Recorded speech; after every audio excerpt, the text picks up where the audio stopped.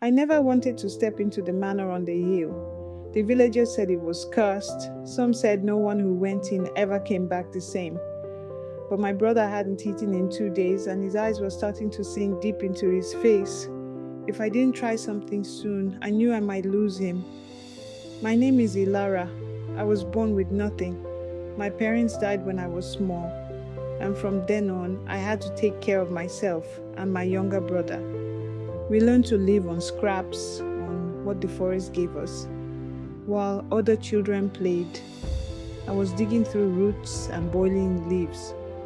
Over time, I began to know which plants could bring down a fever, which bark could stop bleeding, and which berries to never ever touch. But survival isn't the same as living. Most days we barely scraped by.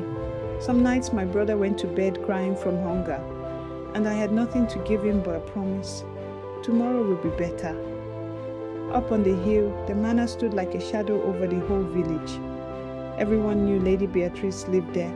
She had everything: soft clothes, fine foods, candles that burned all night, and walls that never let the wind in. But she also had an illness. Her legs had stopped working when she was very young. She never walked. She never played outside. She spent her whole life locked away in rooms that smelled of perfume and medicine. Doctors came and went. Priests prayed. Travelers brought charms from far-off lands, but nothing helped her. The villagers whispered that it wasn't illness, but a curse.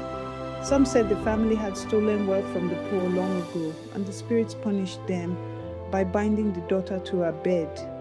When her condition worsened, her family grew desperate.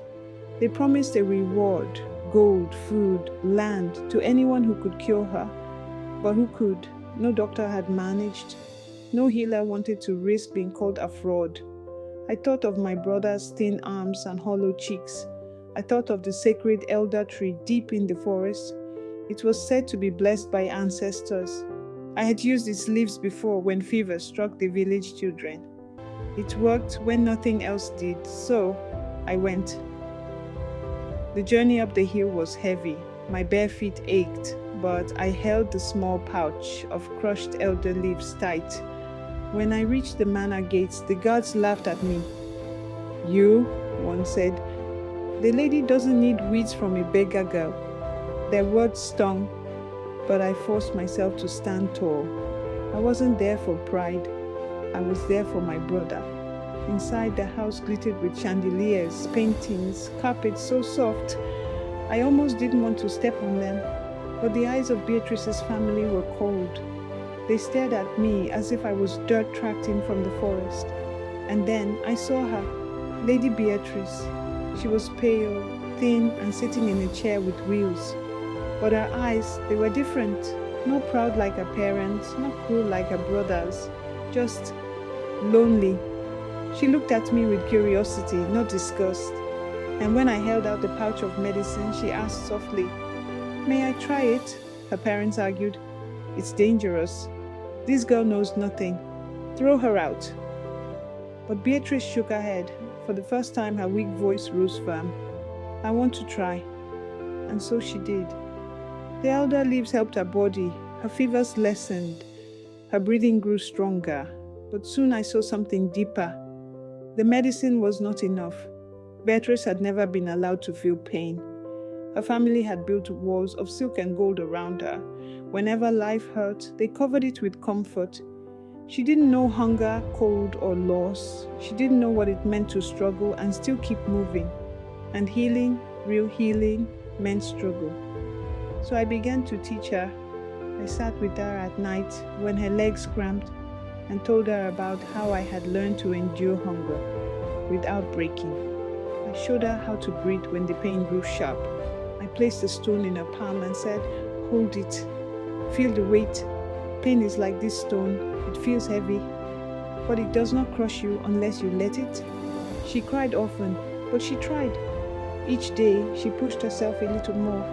At first, just moving her toes, then lifting her legs, then sitting without help. Every time she failed, she wanted to quit, but I reminded her, strength is not when you never fall. Strength is when you rise again. Slowly, her spirit grew. But her family did not like it. They saw her changing, they saw her growing stronger, and that terrified them. They wanted her weak, dependent, under their control. The curse wasn't in her blood, it was in their greed. One night, they called me into the hall. The air was cold, their faces colder. "You have done enough," they said. "Leave. You are not welcome here." Beatrice clung to my hand, her thin fingers trembling. "Don't go," she whispered. "I need you." Her parents' eyes burned with anger.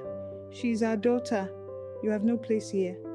And then something happened that none of us expected. Beatrice pushed herself from her chair. Her legs shook, her arms trembled. But she stood, wobbly, but standing. The room froze.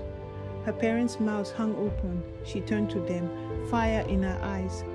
"If Ilara leaves, I will never forgive you." Her voice was stronger than it had ever been. "They didn't give me gold. They didn't give me food. They sent me away with nothing. But the next week, food began to appear at my hut. Grain, bread, dried meat. Enough to keep my brother alive through the winter. I knew it was her. Beatrice. She had kept her promise in secret. The curse had never been her illness. It was the greed of those who bound her in chains of comfort. She broke it when she chose strength, when she chose kindness, when she chose to see me not as dirt, but as a friend. And I broke mine when I stopped believing I was powerless. Now, when I walk past the manor on the hill, I sometimes see her by the window, no longer trapped, no longer just a shadow behind silk curtains. She stands tall, her hand raised in a wave. I wave back, and I remember, healing does not always come from herbs or gold. Sometimes it comes from learning to endure. Sometimes it comes from courage. And always, it comes from love.